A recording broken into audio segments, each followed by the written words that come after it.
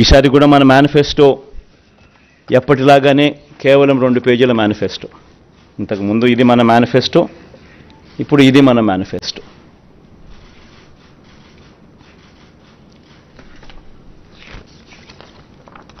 ఈ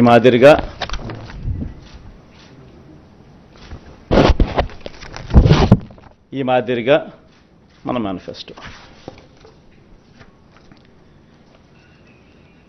ముఖ్యమైన అంశాలు అదే కాపీ కొంచెం పెద్ద ఆల్ఫబెట్స్లో ఉంటుందని చెప్పి కొంచెం దీంట్లోకి పోతా. అదే కాపీనే, అది చిన్న సైజు అక్షరాలు, ఇది పెద్ద సైజు అక్షరాలు.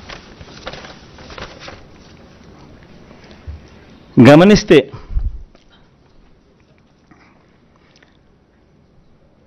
మనం పెట్టిన నవరత్నాలకు సంబంధించిన గమనిస్తే విద్య ముఖ్యమైన అంశాలు ఈ మాత్రం పైన చెప్తా. విద్య, అమ్మఒడి, ట్యాబులు, విద్యా కానుక, గోరుముద్ద, ఇంగ్లీష్ మీడియం, డిజిటల్ బోధన. వైద్యం, విస్తరించిన ఆరోగ్యశ్రీ ఇంకా విస్తరణ, ఆరోగ్య ఆసరా, విలేజ్ క్లినిక్లు, ఫ్యామిలీ డాక్టరు, 17 కొత్త మెడికల్ కాలేజీలు, జగనన్న ఆరోగ్య సురక్ష. వ్యవసాయం, రైతు భరోసా, ఆర్బీకేలు, ఉచిత పంటల బీమా, 0 వడ్డీ పంట రుణాలు, పగటిపూటే 9 గంటల ఉచిత విద్యుత్, సమయానికే ఇన్పుట్ సబ్సిడీ.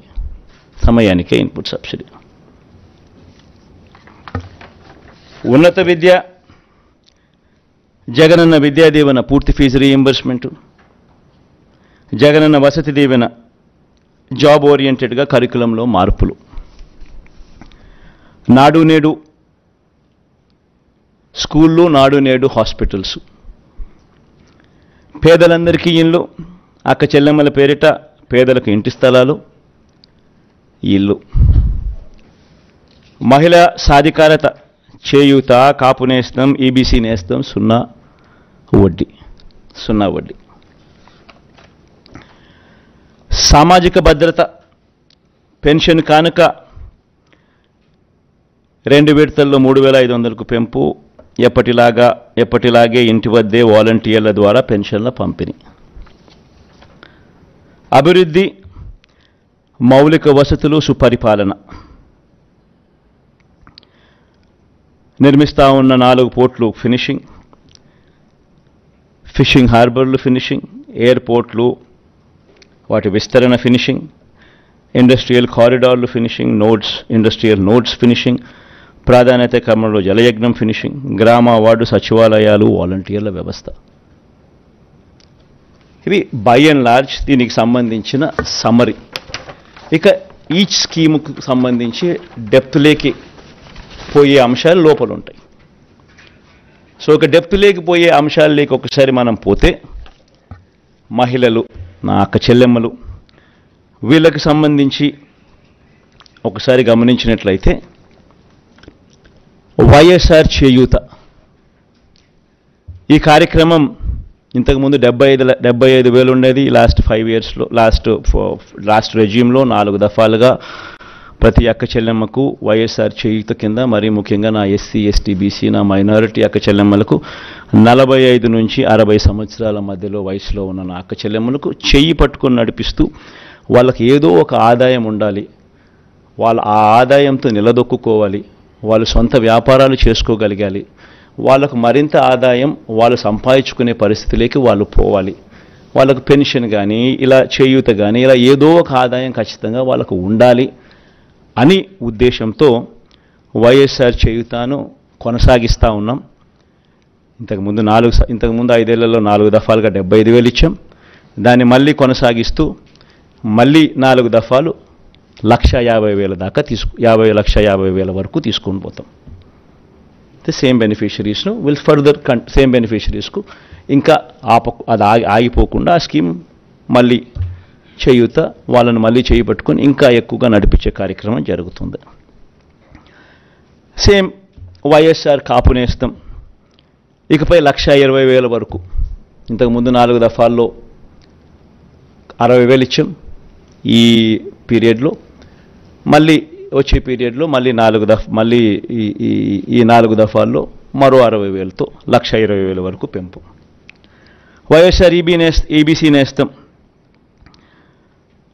ఈ 58 నెలల కాలంలో 3 దఫాల్లో 45,000 ఇచ్చాం. ఇప్పుడు మళ్ళీ ఈ 5 ఏళ్లలో ఈ 4 దఫాల్లో మరో 60,000 ఇస్తూ 1,05,000 వరకు దాన్ని పెంపు. జగనన్న అమ్మఒడి, ఇది నిజంగా నా పెట్ ప్రాజెక్ట్. అంటే అన్నీ ఎవడు ఊహించిన ప్రాజెక్టులు, అన్నీ నా పెట్ ప్రాజెక్ట్స్, కానీ అన్నీ నా ప్రజల కష్టాల నుంచి, వాళ్ళ కష్టాలను చూసి వాటిని మంచి బాగుపరచాలి, వాళ్ళ బ్రతుకులను తాపత్రయం నుంచి బయటకు వచ్చిన ప్రతి స్కీము. జగనన్న అమ్మఒడి అనేది పిల్లలకు సంబంధించింది కాబట్టి నాకు మనసుకు చాలా దగ్గర. ఇది ఇంతకుముందు 15,000 రూపాయలు ఉండేది అమ్మఒడి. 13,000 అక్క చెల్లెమ్మల చేతికి నేరుగా ఇచ్చే పరిస్థితి. మరో 2,000 వాళ్ళ స్కూలు బాగోగుల కోసం SMF, TMF, school maintenance fund, toilet maintenance fund కింద తల్లులకే ప్రశ్నించి హక్కు కల్పిస్తూ వాళ్ళ గవర్నమెంట్ బడుల స్కూల్స్ మెయింటెనెన్స్, టాయిలెట్ మెయింటెనెన్స్ కోసం 2,000 రూపాయలు వాళ్ళకు ప్రశ్నించే హక్కు కల్పిస్తూ వారి తరపున ఇచ్చే కార్యక్రమం. ఆ అమ్మఒడి 15,000 కాస్త 17,000కు పెంచుతా ఉన్నాం. తల్లి చేతికి నేరుగా 15,000 వస్తుంది. ఆ తర్వాత ఆ పిల్లలు వెళ్ళే గవర్నమెంట్ బడులు, ఆ స్కూల్స్లో ఉన్న టాయిలెట్ మెయింటెనెన్స్ కోసము, ఆ స్కూల్స్ మెయింటెనెన్స్ కోసము మరో 2,000 రూపాయలు ఆ తల్లి పేరుతో తల్లికి ప్రశ్నించే హక్కు కల్పిస్తూ మరో 2,000 రూపాయలు దానికోసం కేటాయిస్తూ మొత్తానికి అమ్మఒడి 17,000 రూపాయలు చేస్తూ తల్లి చేతికి 15,000 ఇవ్వడం జరుగుతుంది. స్కూల్స్ మెయింటెనెన్స్, టాయిలెట్స్ మెయింటెనెన్స్ కోసం 2,000 ఇవ్వడం జరుగుతుంది. వైఎస్ఆర్ సున్నా వడ్డీ, వైఎస్ఆర్ ఆసరా కింద 25,571 కోట్ల రూపాయలు ఈ 5 సంవత్సరాలలో 4 దఫాల్లో ఏదైతే మాట చెప్పామో, ఆ పొదుపు సంఘాలన్నీ ఏదైతే 18% ఓవర్ డ్యూసు నాన్ పర్ఫార్మింగ్ అసెట్స్గా మారి ఏ గ్రేడ్, బి గ్రేడ్ సంఘాల నుంచి పూర్తిగా సి గ్రేడ్, డి గ్రేడ్ సంఘాలుగా మారి అన్యాయమైన పరిస్థితిలోకి వెళ్ళిపోయిన అక్క చెల్లెమ్మలను చేయబట్టుకొని నడిపిస్తూ ఈ 4 దఫాల్లో ఇచ్చే ఈ 25,571 కోట్ల రూపాయలు సక్సెస్ఫుల్గా కంప్లీట్ చేసిన పరిస్థితుల్లో ఆ అక్క చెల్లెమ్మలకు మరింత ప్రోత్సాహం ఇస్తూ 3 లక్షల దాకా రుణాల మీద సున్నా వడ్డీ ఇచ్చే కార్యక్రమం మరో 5 సంవత్సరాలు కూడా కొనసాగుతుంది.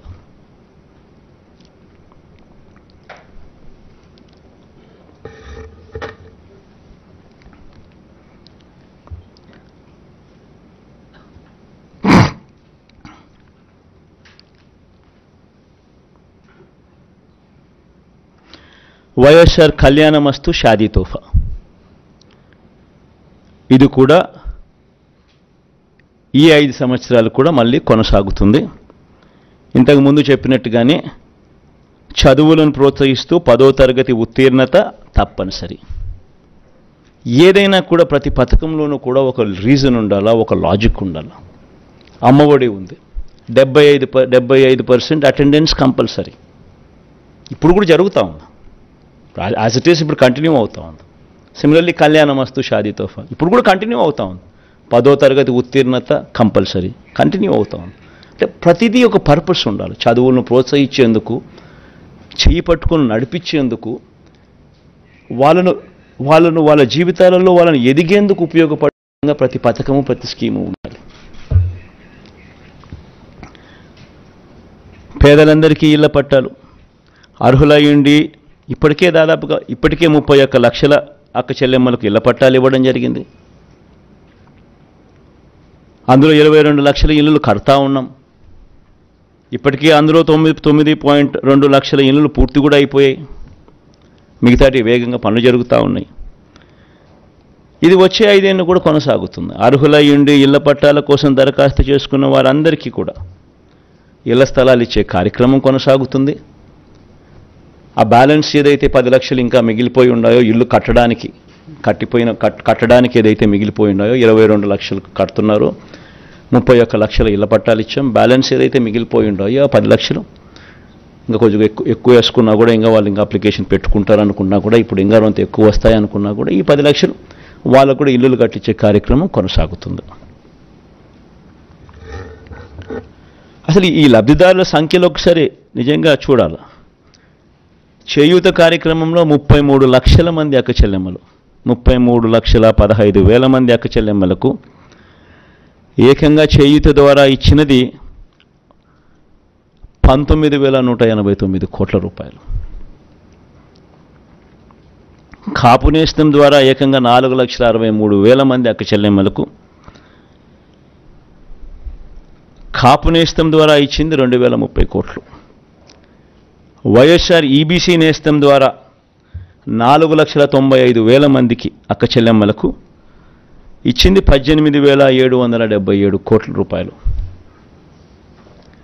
జగనన్న అమ్మఒడి ద్వారా దాదాపుగా 53 లక్షల మంది తల్లులకు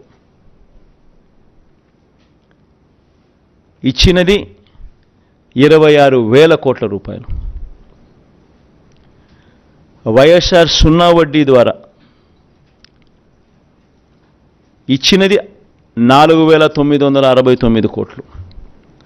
వైఎస్ఆర్ ఆసరా ద్వారా మరో 79 లక్షల మంది అక్క చెల్లెమ్మలకు ఇచ్చింది 25,571 కోట్ల రూపాయలు. వైఎస్ఆర్ కళ్యాణమస్తు షాదీ తోఫా ద్వారా 56,000 మందికి ఇచ్చినది మరో 427 కోట్ల రూపాయలు.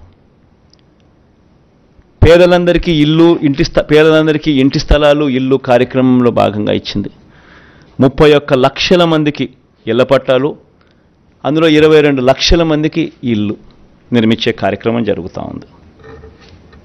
ఇవి ఇంతకుముందు నేను చెప్పిన వాటికి ఈ నెంబర్స్ మిస్ అయినాయి, మన నెంబర్స్ యాడ్ చేశా.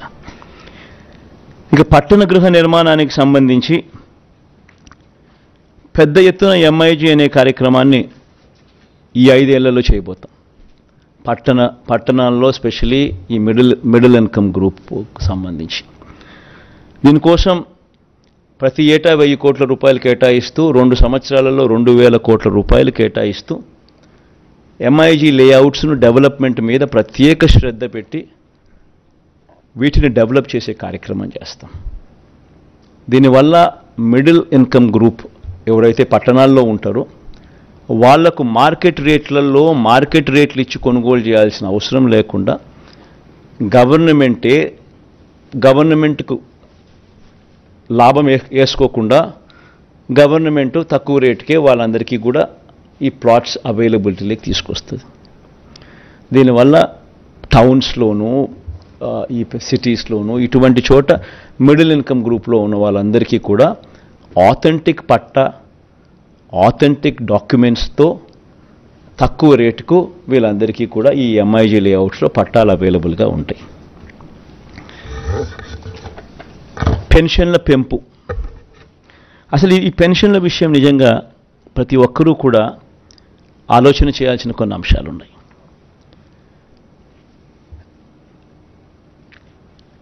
పెన్షన్లకు సంబంధించి మన ప్రభుత్వం అధికారంలోకి రాకమునుపు చంద్రబాబు గారి హయాంలో 4 సంవత్సరాల 10 నెలలు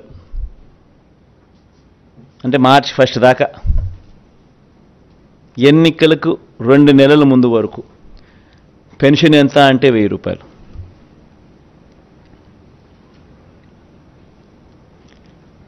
ఎన్నికలకు 6 నెలల ముందు వరకు పెన్షన్ల లబ్ధిదారులు ఎంత అంటే 39 లక్షల మంది. ఈరోజు పెన్షన్ 66 లక్షల మందికి పెన్షన్ సొమ్ము 3,000 రూపాయల పెన్షన్ సొమ్ము. సంవత్సరానికి పెన్షన్ల కోసం ఖర్చు చేసేది 24,000 కోట్ల రూపాయలు.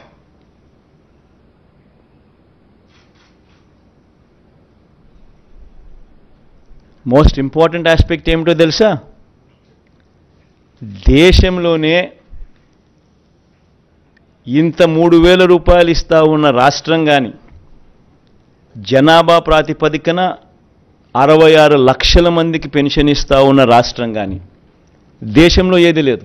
కాంగ్రెస్ పార్టీ మన దేశానికి పునాదులు వేసింది. మన దేశాన్ని మెట్టు కట్టుకుంటూ వచ్చింది కాంగ్రెస్ పార్టీ. ఈరోజు అదే కాంగ్రెస్ పార్టీ మీ ముందు నిలబడి ఒక గ్యారంటీ ఇవ్వబోతుంది. మీ ముందు నిలబడి ఇందాక కాంగ్రెస్ పార్టీ ప్రెసిడెంట్ ఒక గ్యారంటీ ఇచ్చారు. ఇంటింటికి 5,000 రూపాయలు, ఇంటింటికి 5,000 రూపాయలు, ప్రతి పేద కుటుంబానికి 5,000 రూపాయలు కాంగ్రెస్ పార్టీ గ్యారంటీ. ఇది ఇందిరమ్మ అభయం. ప్రతి ఇంటికి 5,000 రూపాయలు ఇవ్వాలి అన్నది ఇందిరమ్మ అభయం. ఎందుకంటే ఈరోజు అన్ని ఖర్చులు పెరిగిపోయాయి. ఈరోజు పెట్రోల్ అయినా డీజిల్ అయినా పెరిగిపోయింది, కూరగాయలైనా నూనెైనా చక్కెరైనా అన్ని ఖర్చులు పెరిగిపోయాయి.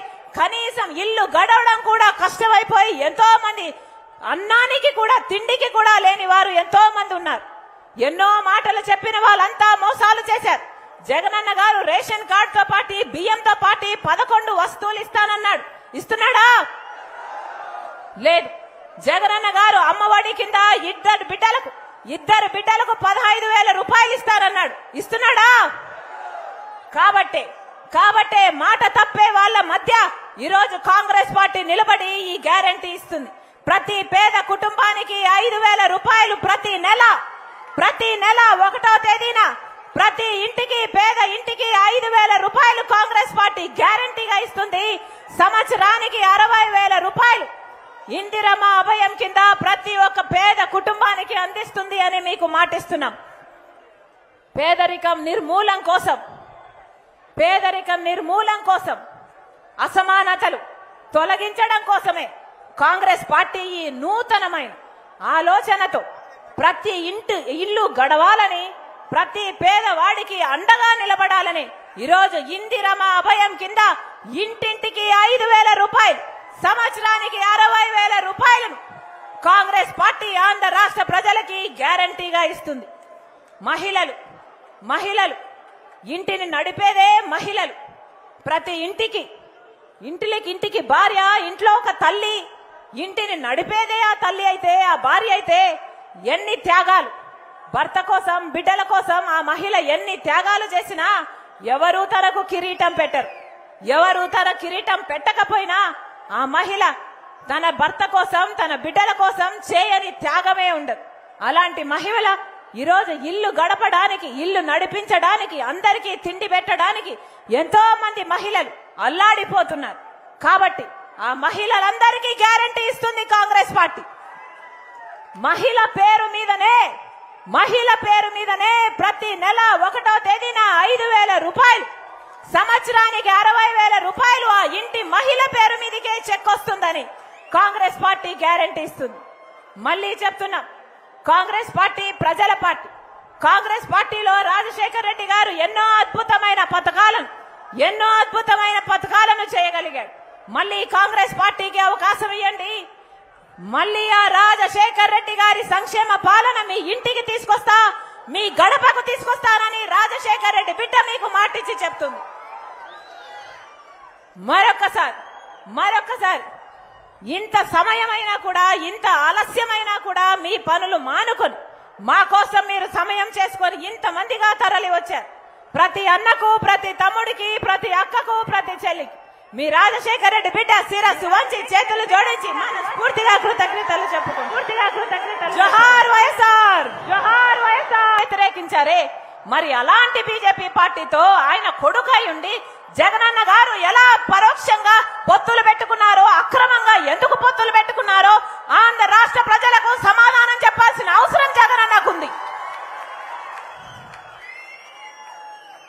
ఒక్క మాట అంటే ఒక్క మాటైనా నిలబెట్టుకోలేకపోయాడు జగనన్న గారు. రాజశేఖర్ రెడ్డి గారు మాటిస్తే మాట తప్పని, మడమ తిప్పని నాయకుడు రాజశేఖర్ రెడ్డి గారు. రాజశేఖర్ రెడ్డి గారు రైతులను ఎంత బాగా చూసుకున్నాడు. ఆ రోజు రాజశేఖర్ రెడ్డి గారు ముఖ్యమంత్రిగా ఉండగా రైతే రాజు, వ్యవసాయం పండుగ, రైతులకు రుణమాఫీ చేశాడు, ఇన్పుట్ సబ్సిడీ ఇచ్చాడు, ఎరువుల మీద సబ్సిడీ ఇచ్చాడు, పంట నష్టపోతే పంట నష్టపరిహారం ఇచ్చాడు, మద్దతు ధరనిచ్చాడు, పెట్టుబడి ధరను తగ్గించాడు. అందుకే కదా ఆ రోజు రైతు అంత బాగా బతికాడు. మరి ఇప్పుడు జగనన్న గారు ముఖ్యమంత్రిగా ఉన్నారే, ఎలా ఉంది వ్యవసాయం? ఏమన్నా ఎలా ఉంది వ్యవసాయం? బాగుందా వ్యవసాయం? ఈరోజు అప్పు లేని రైతున్నాడా? అప్పు లేని రైతున్నాడా? మద్దతు ధర ఉందా? ఇన్పుట్ సబ్సిడీ ఉందా? విత్తనాల మీద సబ్సిడీ ఉందా? కనీసం పంట నష్టపోతే పంట నష్టపరిహారమైనా ఉందా? ఒక్క రకంగా కూడా రైతులను ఆదుకోవడం లేదు జగనన్న గారు. ఆ రోజు జగనన్న గారు ఎలక్షన్లకు పోతున్నప్పుడు చెప్పిన మాట ఏమిటి? 3000 కోట్లతో నేను రైతుల కోసము, రైతుల మద్దతు ధర కోసము ఒక స్థిరీకరణ నిధి ఏర్పాటు చేస్తానన్నాడు జగనన్న గారు. చేశాడా? మద్దతు ధర 3000 కోట్ల నుంచి ఇస్తున్నాడా? ఇంకొక 4000 కోట్లతో పంట నష్టపోతే ఆ నష్టపరిహారం కోసం 4000 కోట్లతో ప్రతి సంవత్సరము ఒక నిధి ఏర్పాటు చేస్తానన్నాడు జగనన్న గారు. ఇస్తున్నాడా 4000 కోట్ల నుంచి మీకు పంట నష్టపరిహారం? మరి జగనన్న రాజశేఖర రెడ్డి గారి ఆశయాలను నిలబెట్టిన వాడు అవుతాడా? జగనన్న సమాధానం చెప్పాలి. ఆ రోజు రాజశేఖర రెడ్డి గారు బిడ్డల పట్ల ఎంత ప్రేమ చూపించాడు. బిడ్డలు చదువుకోవాలని, డబ్బు లేని కారణంగా ఏ బిడ్డ చదువు ఆగిపోకూడదని రాజశేఖర రెడ్డి గారు తప్పించలేదా? ఆ రోజు రాజశేఖర రెడ్డి గారు చెప్పిన మాట, రాజశేఖర రెడ్డి గారు చెప్పిన డైలాగు ఆయన చెప్పినట్టే చెప్పడానికి ప్రయత్నిస్తా.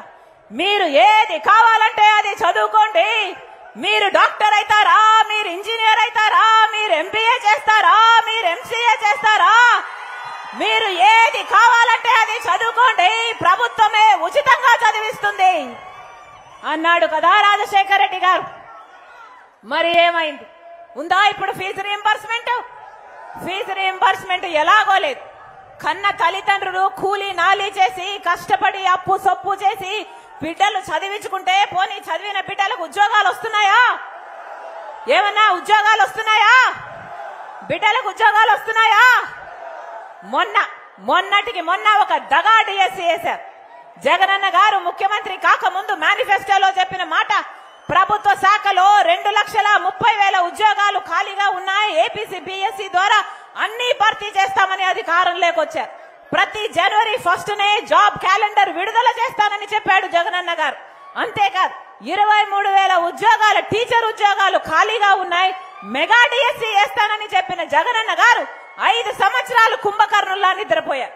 ఇప్పుడు ఎలక్షన్లు వచ్చాయని ఇప్పుడు నిద్ర లేచి 6,000తో దగా డిఎస్సీ, ఒక దగా డిఎస్సీ వేస్తే అది ఆంధ్ర రాష్ట్ర ప్రజలను దగా చేసినట్టు కదా అని అడుగుతున్నాం. కాంగ్రెస్ పార్టీ నిలబడి పోరాటం చేస్తే మహిళనై ఉండి నన్ను హౌస్ అరెస్ట్ చేసి డిటైన్ చేయాలని చూశారు. పోలీసుల్ని తప్పించుకొని పార్టీ ఆఫీసులోనే రాత్రంతా గడిపి మరుసటి రోజు ధర్నా చేయబోతే, సెక్రటేరియట్ లో రిప్రజెంటేషన్ ఇవ్వకపోతే మహిళని చూడకుండా నన్ను గాయపరిచి ఈడ్చుకెళ్లి పోలీస్ స్టేషన్ లో పడేసింది జగనన్న సర్కార్.